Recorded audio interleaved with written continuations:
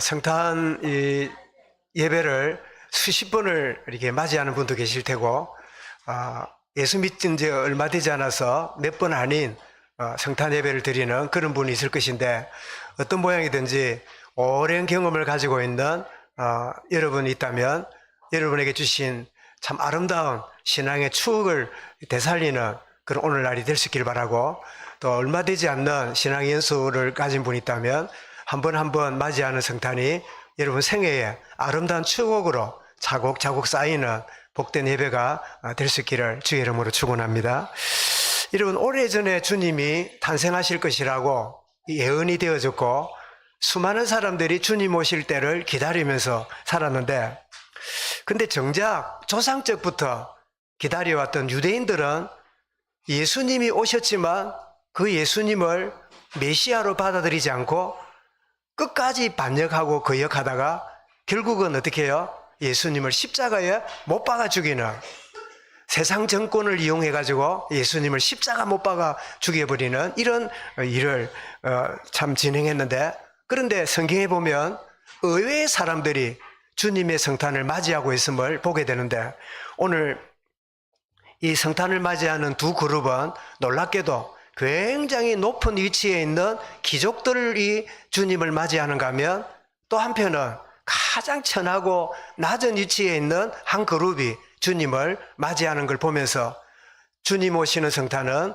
높은 자들에게도, 낮고 천한 자에게도 구원을 위하여 주님이 만인을 위하여 오신 성탄이구나 하는 사실을 우리에게 보여줍니다. 오늘 동방박사들을 먼저 마태이 2장에서 보게 되는데요, 높은 계층의 사람이죠. 이 동방박사 이러니까 동방이 어디냐? 아마 동쪽 방향에 있는, 그러니까 한번 여러분 생각해 보십시오. 지금 예루살렘이 있는 그 지역이 지중해 바로 옆에 있잖아요. 그러면 예루살렘에서 서쪽으로는 어딥니까? 서양이지요. 그럼 예루살렘에서 동쪽은 어딥니까? 동양이지요.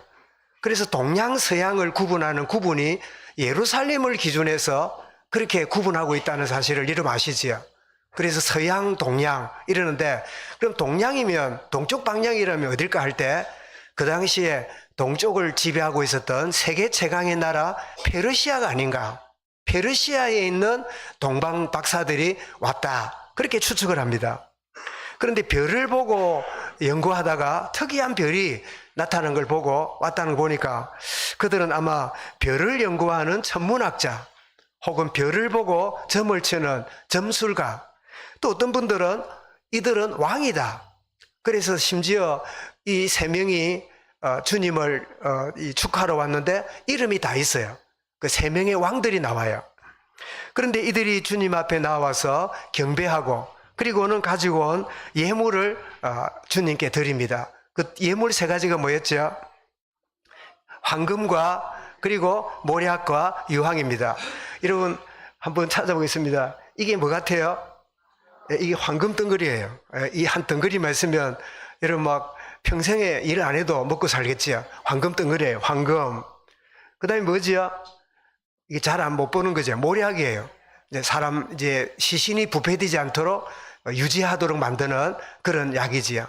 미라를 쓸 때 많이 쓴 약이기도 합니다. 모략. 예수님의 죽음을 의미하지요. 황금은 왕 대신 주님을 말하고, 이 모략은 주님의 고난과 죽으심을 의미하고, 그 다음에 또 한 가지가 나오는데요. 이게 뭐 같습니까? 이게 설명 안 하면 황금 같지요? 이게 유황이에요. 유황 냄새가 굉장히 여러분 힘들고 사람을 고통스럽게 하는 거 아시죠? 그런데 유황이 뭘 말하느냐? 신성을 의미해요. 그래서 오시는 이 주님은 아기 예수로 왔지만 하나님이 되시는, 그래서 세 명의 왕이 이 예물을 가지고 왔는데, 이 예물이 예수님의 뭐지요? 왕 되심과 예수님의 죽으심과 그리고 예수님의 신성을 의미하는 그런 예물이다. 그러면 물어보겠습니다. 이 아기 예수 요셉 가족에게 드려진 황금과 모략과 유황이 어떻게 사용됐을까요? 아니면 지금 예루살렘에 보관되어 있을까요? 어떨 것 같아요? 예, 여러분 자연스러운 추측이 뭐죠? 애굽에 피신할 때 피신하는 그 경비로 이렇게 쓰도록 했구나. 여러분 저와 여러분이 드려지는 성탄 예물은 주의 나라 복음 위에서 사용되어지는 아름다운 예물입니다. 우리가 예물을 드릴 때 뭐 행편대로 기분 내키니까 기분 안 내키니까가 아니라 이 예물이 소중하게 하나님 영광과 복음을 위하여 사용되어지는 소중한 나의 헌신의 참 시간이다. 이런 부분들이 우리에게 마음에 담길 수 있으면 좋겠지요. 이들이 먼 곳에서 왔지만 예수님에게 이 왕대신과 또 죽으심과 신성을 의미하는 예물을 드림으로 아마 요셉 가족들도 이 예물을 받을 때 아마 한번 물어볼게요. 요셉이 직업이 뭐였지요? 우리 저 재빈이한테 물어보자. 재빈이 요셉의 그 예수님의 육신의 아버지 요셉 직업이 뭐였어요? 1번 의사, 2번 교사, 3번 목수. 응? 3번. 예, 수능시험에 그것만 나오면 되겠지요. 예, 3번 목수였어요. 다시 물어보겠습니다. 우리 민경이에게. 목수가 황금, 모략, 유황을 자주 봤을까요? 처음 봤을까요? 처음 봤지요. 그림이지만 황금 덩거리, 이런 덩거리 처음 봤지요. 나도 그림 보고 처음 봤어요. 그러니까 요셉 가족들이 이 예물을 또 받았을 때 얼마나 이 귀한지를 잘 모르고 갖고 있다가 애굽으로 헤롯 왕이 죽이라고 하는 아이들을 죽이라고 하는 그 명령 때문에 애굽으로 내려간단 말이에요. 이런 베들레헴에서 애굽이 가까울까요? 뭘까요? 예, 보통 먼 게 아닙니다. 요즘 차를 타도 한 10시간 걸리는데 걸어서 가니까 얼마나 오래 걸리겠어요. 거의 한 달을 걸어갔다가 걸어와야 되나. 그러면 그 지나가는 그 행로에는 뭐예요? 먹어야 되고 잠을 자야 되고 필요한 경비가 있겠지요. 그래서 받을 때는 몰랐는데 받고 보니까 이 애굽을 왔다 갔다 하는 일에 쓰임받는 하나님은 우리에게 월급을 주세요. 우리에게 수입을 주세요. 우리에게 적당한 이익을 주세요. 그럴 때는 나는 돈을 받았구나, 돈을 벌었구나 이렇게 살아요. 그런데 어느 순간에 내가 받은 이것이 주의 나라와 복음을 위하여 주의 영광을 위하여 사용할 때가 와요.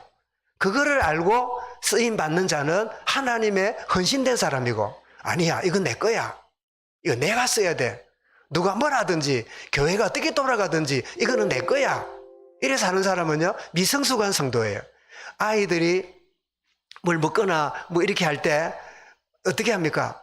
달라 그러면 아이들이 줍니까 안 줍니까? 잘 안 줍니다. 내 거니까. 그죠? 내 거니까 잘 안 줍니다. 그런데 아이가 보고 야 사탕 하나 줄래? 이러면 애가 사탕을 줘요. 그때 하는 말이 있습니다. 뭐라 그러죠? 우리 천경 집사님, 안 주는 애가 달라 할 때 줄 때 그 아이를 보고 뭐라 그럽니까? 애가 덜커가 잘 모르나요? 우리 저 애를 다 키운 분인 우리 김숙기 전사님 어떠세요? 달라 할 때 안 주던 애가 주기 시작할 때 그걸 보고 뭐 들었다 하지요? 철 들었다. 아이고 철이 들었구나. 자기 거를 갖고 있다가 내 거를 달라 할 때 내가 필요해 주겠구나. 이게 철든 거예요. 그래서 철 없는 신자가 있고 철이 든 신자가 있어. 여러분 철든 신자가 되시길 바랍니다. 하나님의 영광을 위하여 내게 주신 거 기꺼이 주의 영광을 위하여 사용하는 이 철든 신자의 모습이잖아요. 그런데 오늘 본문에는 양떼를 지키는 목자들이 나오는데 이들은 높은 계층에 있는 동방박사와는 달리 낮은 계층에 있는 천민들의 모습이에요. 그래서 제가 여러분 한 면에다가 이 목자들의 이 모습을 제가 글을 써놨죠. 이 랍비의 속담에 보면 그 당시에 목자들에 대해서 뭐라고 설명했냐니까 세상에 있는 어떤 지위도 목자의 지위보다 더 경멸되는 것은 없다. 우리는 목자 그러면 여호와는 나의 목자다, 예수님도 나는 선한 목자다, 이러니까 목자라는 개념이 굉장히 푸근하고 우리를 보호하고 좋은 어감을 갖고 있잖아요. 그런데 실제로는 랍비의 기록서에 보면 가장 천한, 가장 비천한, 정말 할 일 없고 볼 일 없고 배운 거 없고 재능이 없는 가장 미천한 자들이 했던 일이 뭐냐? 들에서 양을 지키는 목자들이라는 거예요. 그만큼 비천한 자리에 있는. 그래서 뒤에다 그랬습니다. 모세율법 교육에 참여도 못하고 정결 유지 규정에 참여도 못하고 세금 징수자들과 죄인들처럼 더러운 존재로 간주되고 시민권이 박탈되고 법정에서는 정인으로 인정도 안 되고 만일 목자가 생명이 위험이 되는 어떤 위험에 처하더라도 어떤 사람도 도와줄 의무가 없다. 죽어도 신경 안 써도 되는 정말 사람 이하의 존재로 여겨졌던 게 목자였다는 거예요. 그런데 이런 뛰어난 높은 위치에 있는 동방박사들이 주님을 맞이했는가 하면 가장 천한 자리에 있는 양떼를 지키는 목자들에게 주님의 탄생의 소식이 전달이 됐어요. 뛰어난 종교인들, 저 성전에서 떵떵거리고 있는 바리새인들에게는 전혀 소식을 전달하지 않고, 왜? 전해본들 알아듣지 못하니까. 왕궁에다가 말했더니 헤롯 왕이 그 예수님 탄생한 자리를 알려달라고, 나도 경배하겠다고 그렇게 말했지만 실제로 무슨 꿍꿍이에 있었죠? 그 왕으로 태어나신 주님을 죽여버리려고. 예수님을 죽여야 내 왕위가 유지되니까, 예수님을 없애야 내 종교적 위치가 유지되니까, 그 종교인들이 하는 짓이에요. 진리 문제가 아니라 내 자리가 중요해요. 이런 흔히 노회나 총회를 가끔 이렇게 접해보면 진리가 아니라 실제로는 자기 자리, 자기의 권위, 자기의 위치, 자기 발언이 무시당하는 것, 여기에 훨씬 더 강한 의존을 가진 그런 경우들을 보게 돼요. 이런 종교인들에게는 알아들으니까 세상의 왕들이 찾아와서 주님을 경배하고 양떼들을 지키는 목자들이 주님을 맞이하게 되는데, 이들은 뭐하고 있었다고요? 밤에 밖에서 들에서 자기 양떼를 지키더니, 그래서 여러분 한번 물어보겠습니다. 양떼가 들에서 있으려 그러면 겨울에 있을 수 있습니까? 없습니까? 겨울이 없지요. 겨울에는 우리 안에 넣어가지고 우리 안에서 사료를 먹여서 키워야 돼요. 그러면 들의 양떼들을 지키는 계절이라면 틀림없이 겨울이 아니겠지요. 근데 성탄절이 겨울에 지키고 있잖아요. 그래서 이단들은 성탄절을 12월 25일 날을 성탄절을 지키는 교회는 틀렸다는 거예요. 로마의 미트라, 태양신 숭배하는 날을 잡아서 경배하기 때문에 이거는 틀렸다는 거예요. 왜냐? 들에서 양떼를 지킨 거 보니까 겨울이 아니라는 거예요. 이 사실을 우리도 알아야 돼요. 근데 왜 우리가 구태여 12월 25일에 주님 탄생했다고 성탄절을 지키느냐? 주님이 이날 탄생하셨기 때문이 아니라 주님 탄생하시는 날 하루를 잡아서 성탄절을 지킬 뿐이에요. 이날 태어났기 때문이 아닙니다. 아니다. 이날 태어난 걸 우리는 알고 있는데, 그렇게 되니까 이단들이 공격하는 거예요. 왜냐? 여러분, 로마가 기독교를 받아들이기 전에 태양신을 숭배했어요. 태양신 숭배하는 날이 뭐냐? 썬데이예요. 썬데이가 뭐지요? 일요일이잖아요. 태양 숫자래요. 태양을 숭배한다고 썬데이예요. 그래서 이단들은 말합니다. 일요일을 주일로 지키는 거 틀렸다는 거예요. 로마의 이 태양신을 숭배하는 날이라는 거예요. 근데 우리는 그래서 지키는 게 아닙니다. 안식 후 첫날, 안식일은 토요일이죠. 안식 후 첫날이 언제예요? 그 날이 주일이라. 그래서 우리는 주일을 안식일로 지키는 거지, 썬데이이기 때문에 지키는 게 아니에요. 그러면 12월 25일은 태양신 숭배를 하는데, 태양신이 태어난 날이 12월 25일로 알고 로마에서 지켰어요. 태양신 숭배하는데 태양신이 태어난 날이라. 여러분, 1년에 가장 해가 짧은 날이 언제지요? 12월 20일이잖아요. 동지. 그죠? 자, 그래서 태양이 가장 작게 됐고 있다가 다시 태어난 날이 언제냐? 3일 지나서 오늘 25일이라는 거예요. 그래서 12월 25일이 태양이 다시 떠오른다고, 태양신이 태어난 날이다. 그래서 로마에서 태양신 숭배 날로 12월 25일을 지켰어요. 그렇다면 우리 기독교가 12월 25일을 태어난 날에 지키니까 이단들이 말하는 게 일단은 맞잖아요. 그런데 말은 하나는 맞는데 둘은 틀려요.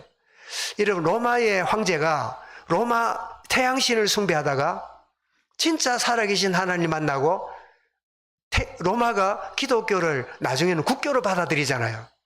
그런 다음에 그동안에 지키고 오던 이 태양신 숭배하던 이런 이 습관을 갖고 있다가 태양신 숭배하던 일요일에 태양신을 숭배하다가 초대교회를 보니까 태양신 숭배날 그날에 안식구 첫날에 주일의 날에 예배를 드리고 있어요. 묘하게 일치가 되지요. 그래서 주일날 예배를 드리게 되었어요.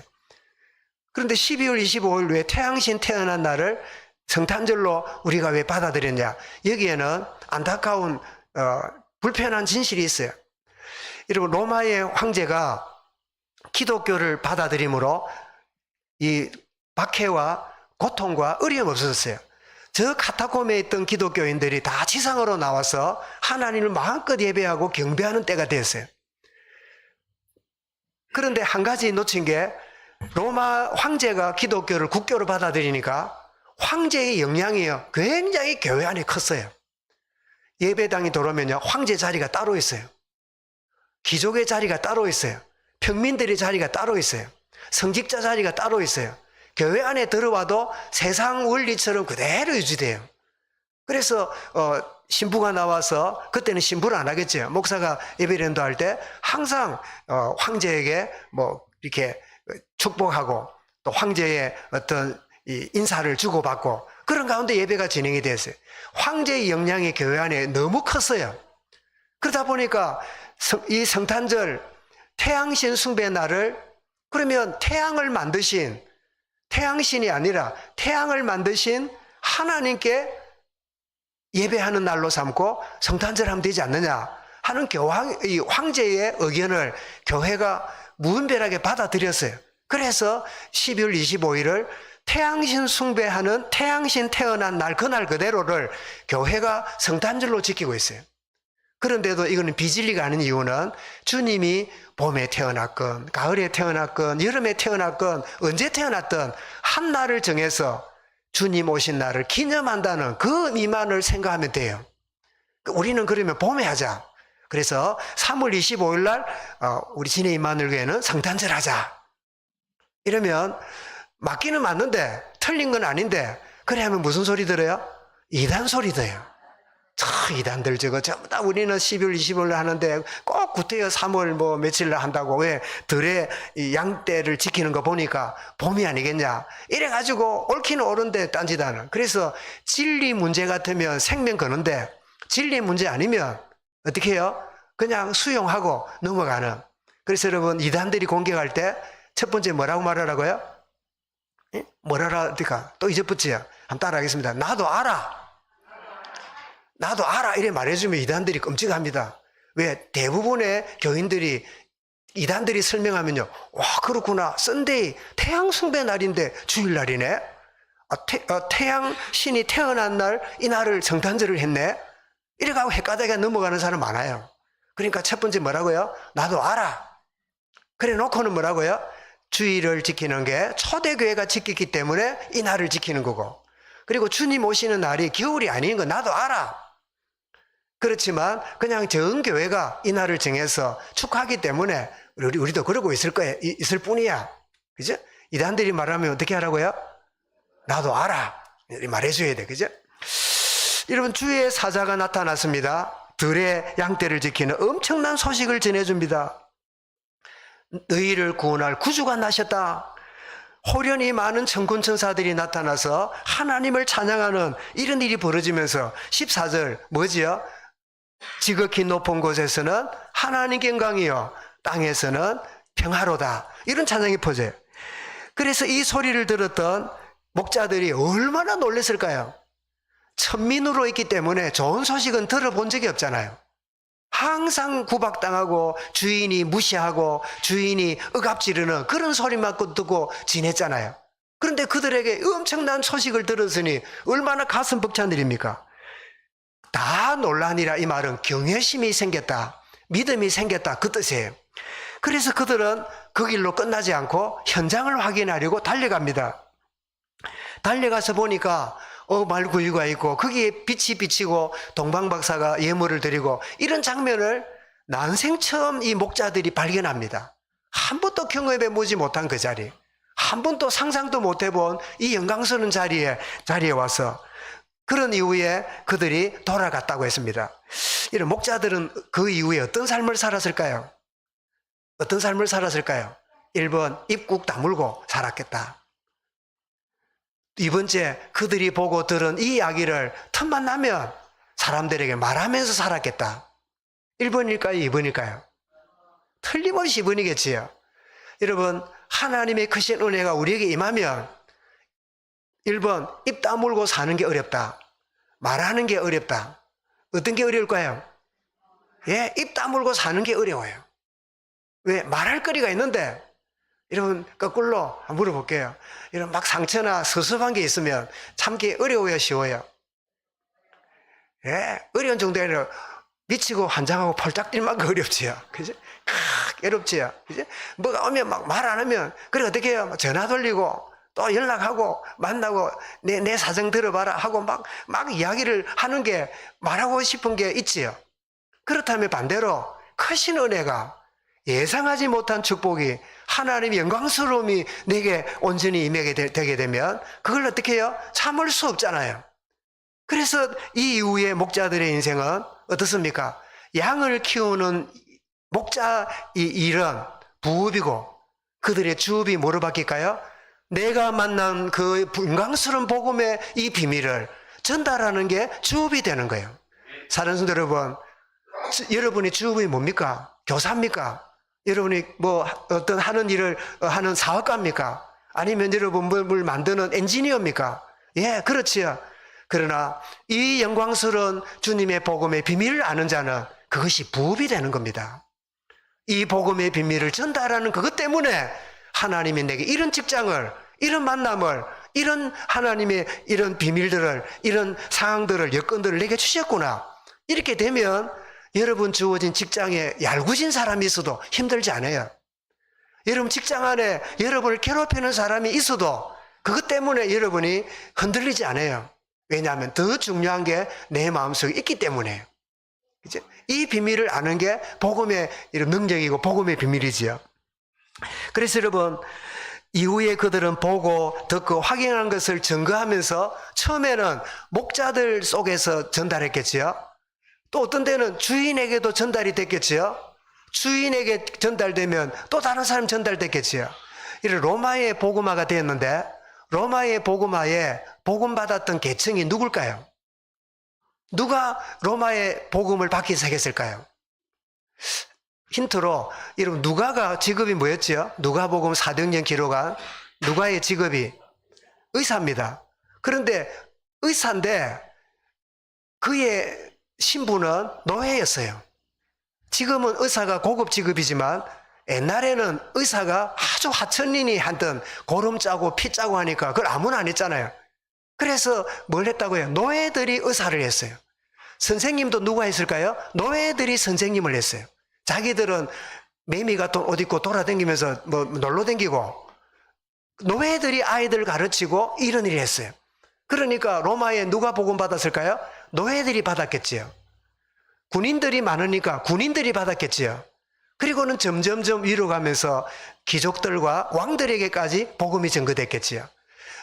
이 비록 비천한 목자들이지만 이 아름다운 소식이 전거되기 시작했는데 오늘을 살아가는 이 조선 땅 대한민국에도 와서 오늘 성탄을 우리가 기뻐하고 맞이하고 있잖아요. 여러분 이 소식이 얼마나 전거돼요. 그렇다면 우리 인생은 사는 인생은 정인 인생입니다. 상처받은 사람은 평생의 상처를 늘어놓고 살거나 은혜 받은 사람은 은혜를 증가하는 사람이 돼요.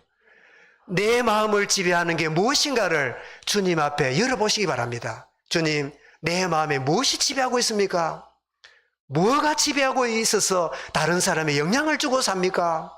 한 번 사는 인생, 한 번 살아가는 인생 속에 받은 은혜의 비밀을 전달하고 순기능을 전달하는 그런 축복의 정인으로 살게 하여 주옵소서. 상처를 퍼뜨리고 그 상처 때문에 또 다른 사람이 아파하고 또 고통을 퍼뜨리는 그런 인생이 아니라 이 받은 하나님의 은혜를 전달하는 정인 인생으로 살아가는 은혜를 누리게 하여 주옵소서. 이 목자들이 제일로 먼저 깨달은 것은 주님이 나의 진정한 목자다. 주님이 나의 진정한 목자다. 이게 그들의 정인의 중심이었어요. 여러분 요한복음 10장 11절에 보면 나는 선한 목자라 양들을 위하여 목숨을 버리거니와. 여러분 진정한 목자는 양들을 위하여 목숨을 버리는 겁니다. 교사 여러분, 믿음의 연수가 된 여러분, 저와 여러분은 목자와 같습니다. 초신자들, 나보다 조금 믿음에 연약한 자들을 위하여 내가 목숨을 버리거니와. 이 목자의 중심이요 주님을 만난 자의 중심이에요. 내가 누군데 나를 무시해? 네가 누군데 나를 이렇게 업신여겨? 응? 나는 존경받아야 돼. 나는 높임을 받아야 돼. 그거는 목자의 모습이 아니에요. 목자는 뭐라고요? 양들을 위하여 목숨을 버리거니와. 그게 주님의 목자의 모습이에요. 요한 1장 1절에 우리가 들은 바요, 눈으로 본 바요, 손으로 만진 바라. 여러분 유대인들은 3세번을 참 좋아했습니다. 우리도 어떻습니까? 3세번 좋아하지요. 뭘 얻어먹어도 한 번 더, 한 번 더도. 그리고 짭니까? 한 번 더 달래. 두 번 하면 정 없다고. 그래서 3번 얻어먹잖아요. 이제 3세번을 좋아해요. 유대인들도 3세번을 좋아해요. 이게 뭐라고요? 들은 바요, 본 바요, 손으로 만진 바라. 베드로전서 1장 8절에도 뭐라고요? 너희가 예수를 보지 못하였으나 사랑하는 도다. 이게 정인의 모습입니다. 그래서 여러분 사도행전 1장 8절에 오직 성령이 임하시면 너희가 나의 정인이 되리라. 그래서 여러분 예수님을 맞이한 사람들은 높은 계층에 있는 사람들, 저 낮고 천한 사람이 있는 사람들, 예수 그리스도는 모든 사람의 구주로 오셨습니다. 우리의 구주가 될 뿐 아니라 여러분 저와 여러분 주변에 저 사람 절대 예수 믿지 않을, 절대로 교회하지 않을, 절대로 주님을 믿지 않을 것 같은 사람까지도 주님이 그들을 위해 오셨다는 이 사실이 오늘 성탄의 의미입니다. 모든 사람들이 이 성탄의 기쁨을 참 맞이하는 그런 축복의 새로운 시작이 되는 주의 은혜 있도록 이 길을 주의 이름으로 축원합니다. 감사합니다. 주님, 높은 자리에 있는 자들, 낮고 천한 자리에 있는 자들, 주님을 맞이한 것처럼 주님은 모든 만민을 위하여 성탄하셨습니다. 이 축복이 정인된 우리를 통하여 계속 확산되게 하시고 증거되게 하여 주시고 이 축복을 누리는 교회로 인도하여 주옵소서. 예수 그리스도 이름으로 기도드리옵나이다. 아멘. 우리 찬송 드리겠습니다. 111장